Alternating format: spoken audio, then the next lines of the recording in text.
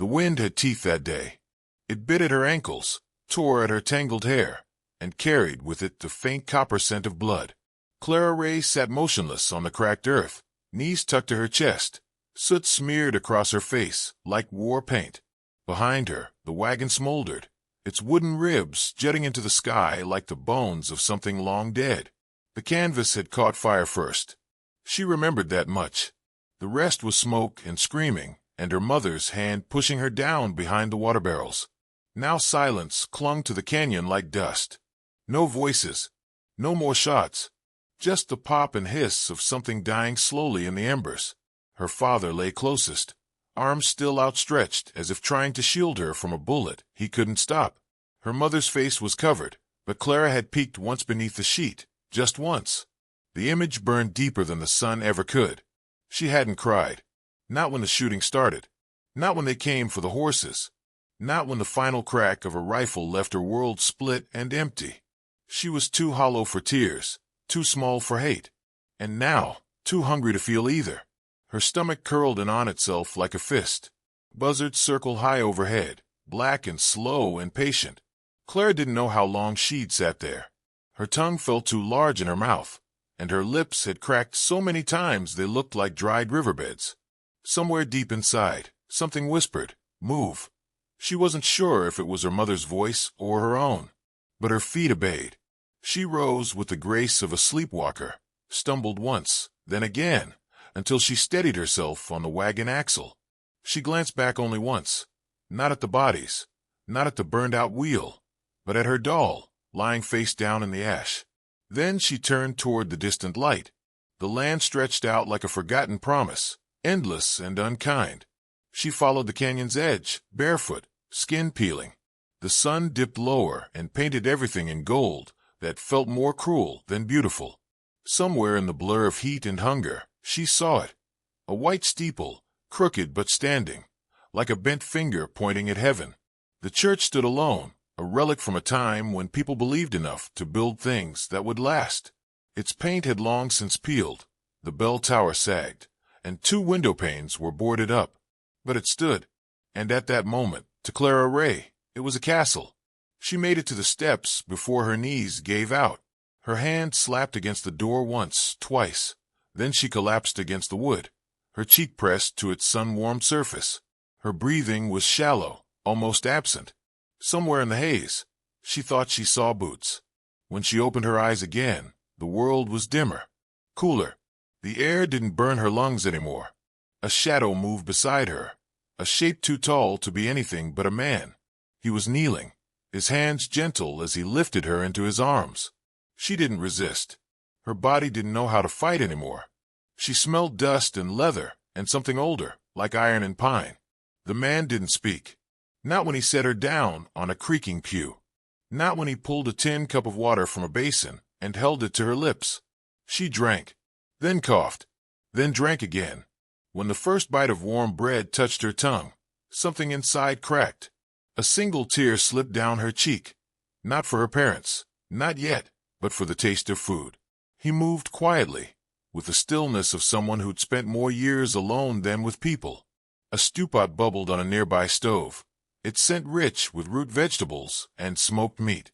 He spooned some into a tin bowl and placed it in her lap. She ate like a ghost coming back to life, slow at first, then desperate. Only after the hunger dulled did she find the words. "My parents died today." Her voice was thin, dry as the land outside. But the man heard her. He didn't ask how. He didn't need to. He just knelt beside her again, eyes level with hers. They were pale blue, not sharp like ice, but deep like a faded sky. "I know, child," he said, voice rough from disuse. "But now you've got me, daughter." She blinked, unsure if she'd heard him right. The word daughter hung there, too big for the space between them. She didn't speak. She just nodded, a slow, reluctant surrender. He stood and fetched a wool blanket, wrapping it around her shoulders with surprising care. She clung to the edges, not for warmth, but because it felt like something solid in a world turned to ash. Outside, the wind picked up, rattling the church windows like loose teeth. Somewhere far off, maybe back near the wagon, a wolf howled once. Then silence returned. The man sat on a pew across from her, hands resting on his knees. She noticed the patch on his shoulder now, an old cross, stitched with thick thread. It looked handmade, not church official. He caught her staring. "Wasn't always a preacher," he said. "What were you before?" He scratched at the stubble on his chin, as if the question tasted bitter. "Lost." She didn't ask again. That night, the stranger stayed seated, never once closing his eyes. Clara drifted into sleep on the church bench, wrapped in the scent of bread and wood smoke. Somewhere in her dreams, her mother's voice hummed a lullaby she hadn't heard in years. She thought she saw her father's boots standing beside the stranger's chair. And though the wind still howled through the rafters, though the desert beyond the walls still threatened to swallow everything good and small, Clara Ray, for the first time since the fire, slept without fear. Outside, under the hard gaze of 1,000 stars, the land waited. But so did the stranger. In the weeks that followed the fire, Clara Ray began to move again, not just in body, but in spirit. She swept the old church floor in the early mornings, fetched water from the cracked well, and patched windows with cloth cut from discarded saddlebags. But her eyes always searched for the man who had carried her in from the dust. Ezra Kane walked like a shadow that had grown tired of hiding. He spent his days repairing fences, tightening hinges at the blacksmith shed, and patching worn boots in silence, though he was no cobbler. Every evening before the sun dipped behind the red ridge, he knelt at the altar alone and whispered a prayer so quiet even the wood didn't creak to hear it. But Clara did. She watched him from the pews, her breath held, like if she made a sound, the spell might break. Around town, folks started talking in hushed voices. "That's him," someone would mutter outside the feed store. "Ezra Kane, preacher who carried iron instead of scripture." "No preacher," another would say. "He was a hunter once. They say he killed 20 men and baptized none.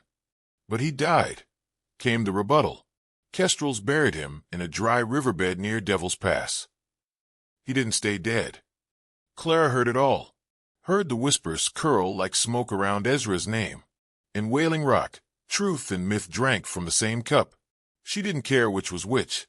One afternoon, she walked beside him as he hauled lumber from the old mill, his steps heavy and deliberate. She looked up at him, the sun drawing hard shadows on his jaw, and asked, "Is it true, what they say about the grave?" Ezra didn't stop walking. "Some men die and stay down," he said quietly. "Some climb out of the dirt with a prayer and a promise." He didn't say what the promise was. He didn't have to. The sheriff, a thin man with more badge than backbone, leaned against the jailhouse door, watching the horizon. Ezra stopped beside him one morning and asked if the law planned to deal with the Kestrels. The sheriff laughed without smiling. "There's 13 of them now, armed to the teeth. They're a storm, preacher, and I ain't paid to fight weather." Ezra nodded once, turned, and walked away. That evening, he handed Clara a small revolver. It looked older than she was, worn smooth like it had been held 1,000 times by 1,000 trembling hands. She took it carefully, unsure if it was a gift or a burden. "Not for revenge," he said, kneeling beside her, brushing dust from the barrel. "For knowing you're not helpless anymore." Her hand shook the first time she pulled the trigger. The recoil startled her, but Ezra only said, "Again." So she did, every day, until the shaking stopped. The Kestrel gang rode into Wailing Rock on a hot Friday, just afternoon, the kind of day where the air shivered above the dirt. Their laughter came before the dust cloud. 13 men on horses that looked half wild, dragging chains and kicking up noise like devils announcing the end of the world. They paraded through the main street, shooting into the air, shattering windows and calm alike. Shopkeepers froze in their doorways. The sheriff disappeared like smoke in wind. One of the gang, broad-chested with a red bandana over his face, grabbed a woman by the arm and demanded coin.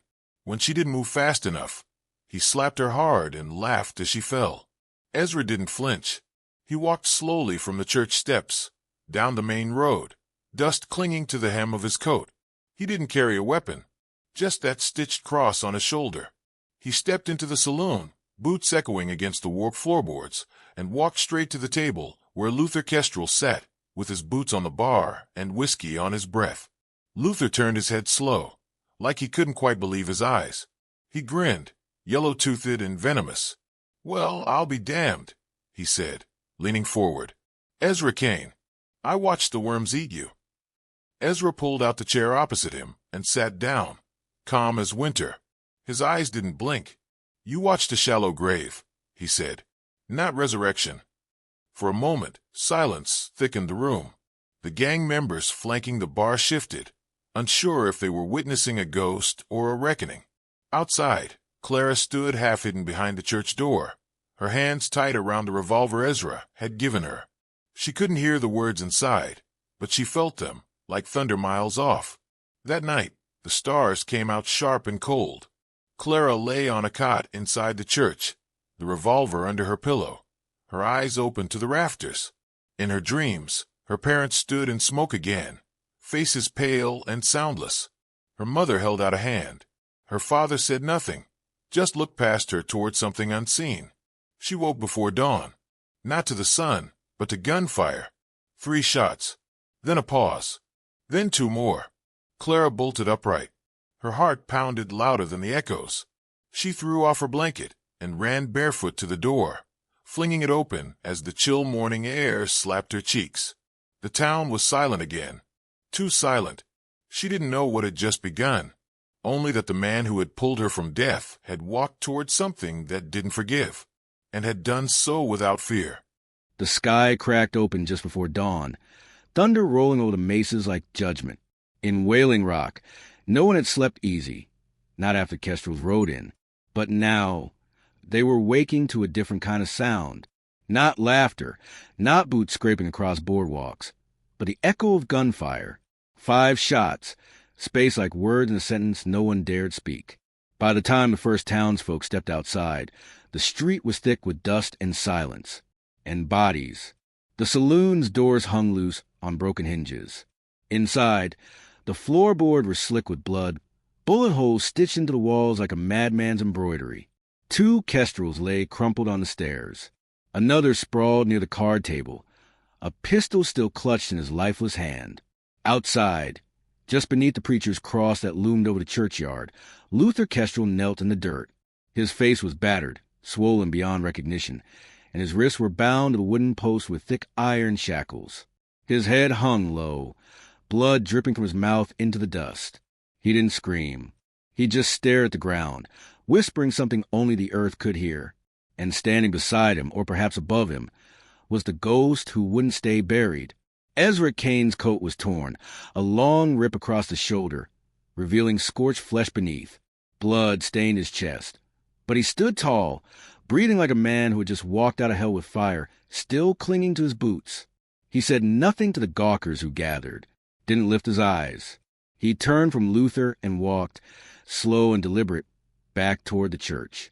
Clara stood in the doorway, barefoot on the cold stone. Her hands trembled, not from fear, but from something she didn't have a name for. Relief. Awe. Something older than either. Ezra stepped inside, boots leaving dark prints behind him. He didn't speak at first, just looked at her, that pale blue gaze more tired than ever. Then, without a word, he dropped to one knee. From his pocket, he pulled something small and worn, an old sheriff's star, the edges dulled with time and battle. He held it out in his bloodied palm. Clara stared. Her hand moved without thinking, fingers curling around the cold metal. "It's not for now," he said, voice barely above a whisper. "But one day if you want it." She opened her mouth, but her throat was tight. "Why me?" Ezra looked past her, toward the shattered stained glass window above the altar. "Because I've seen what justice looks like with too much hate in it heart. You've still got a chance to carry it without the poison." She swallowed hard, nodding once. He reached up, briefly touched the side of her face with shaking fingers. "Just live, Clara. That's all I want. Just live." She asked where he was going. He didn't answer. He stood again, slow, as though every bone in his body might betray him, and turned. With the first rays of sunlight burning across the canyon's edge, Ezra Kane stepped out into morning and walked toward the horizon. His shadow stretched long and lean behind him until it vanished into the dust. Clara never saw him again. That afternoon, with no word spoken, she buried her mother and father behind the church. She dug the graves herself with blistered hands and no tears, only the sound of wind rustling through the dry grass. She carved 2 small crosses from old pew wood and marked the spot where love had ended, and something else had begun. Seasons passed like sand through an open palm. 1 year later, the people of Wailing Rock knew a different kind of silence, the kind that came when men thought twice before drawing steel, when outlaws veered wide around a certain town on the edge of the desert. Clara Ray was 12 now. She wore her hair pulled back in a braid, boots too big for her that she'd grown into, and a long duster that dragged just slightly in the dust. A revolver rested snug at her hip, Ezra's, cleaned and oiled with reverence. The sheriff's star was not on her chest yet, but folks still called her by a title she hadn't asked for, Deputy Ray.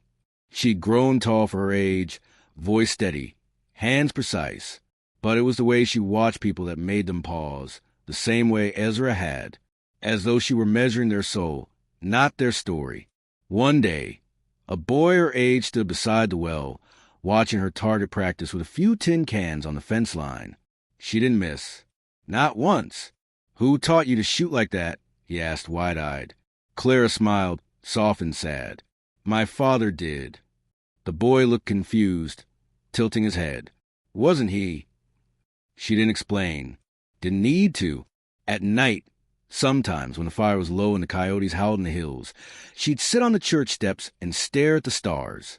They were the same ones she'd looked at when her world burned, but now they seemed brighter, like someone out there was watching.